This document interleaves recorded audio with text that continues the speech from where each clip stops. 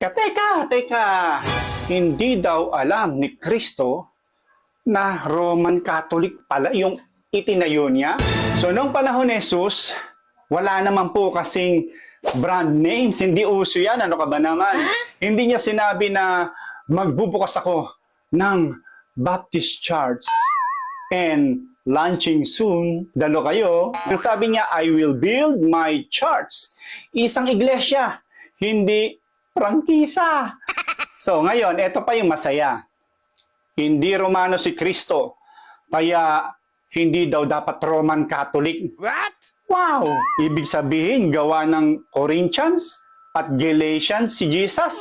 So ang Rome ay location, hindi po origin ng doctrine. Ang Jerusalem ay simula. Roma ang siyang naging sentro. Fulfillment po yan, hindi contradiction. At etong malupet. Kung pagano ang Catholic, bakit sila pinapatay ng pagan Rome?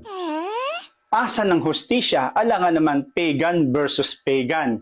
Isip-isip. Yes! At kay Pedro, hindi naman kailangan yung title na Papa.